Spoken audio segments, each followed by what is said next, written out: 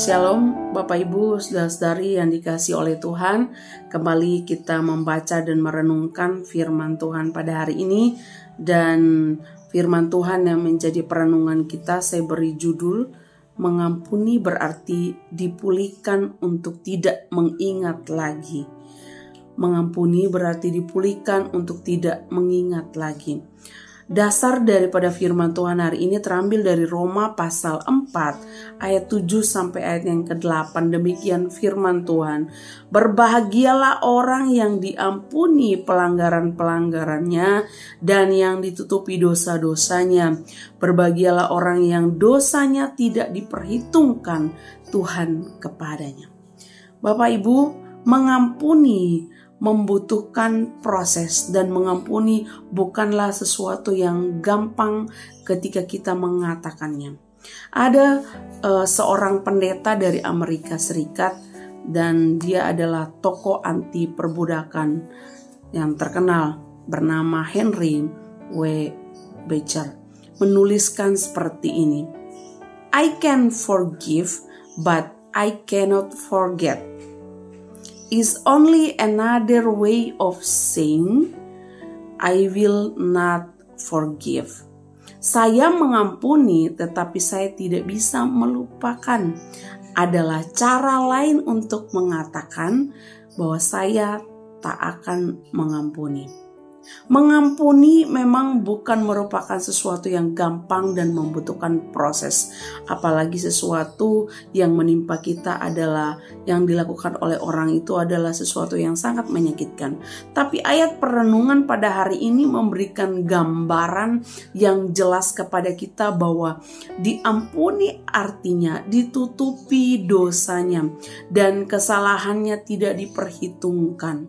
Ketika Tuhan mengampuni dosa-dosa kita, Tuhan tidak lagi memperhitungkan segala dosa kita. Tuhan menutupi segala dosa kita dan sepenuhnya segala dosa-dosa kita dilupakan dan diampuni oleh Tuhan.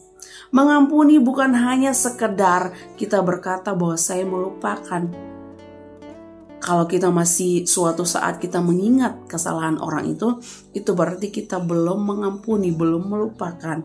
Jadi bukan hanya sekedar kita berkata mengampuni adalah melupakan, tetapi ketika kita belajar mengampuni, belajar seperti yang Yesus ajarkan.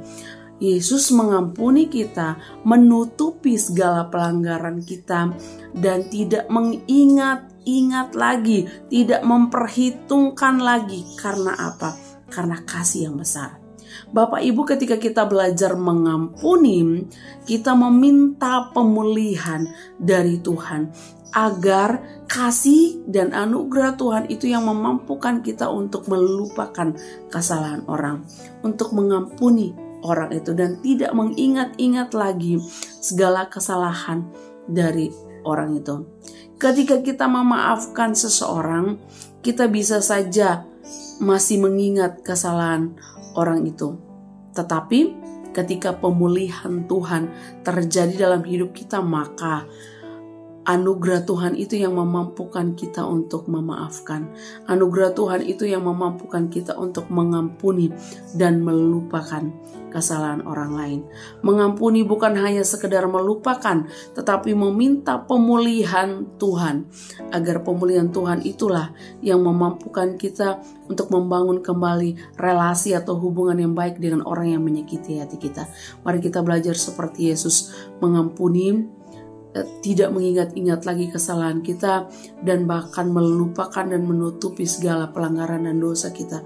Mari kita minta ketika kita belajar mengampuni, biarlah Roh Kudus yang memampukan kita minta pemulihan yang total dari Tuhan, sehingga anugerah Tuhan yang memampukan kita untuk mengampuni orang yang bersalah kepada kita. Mari kita berdoa. Tuhan Yesus, ajar kami belajar seperti Engkau.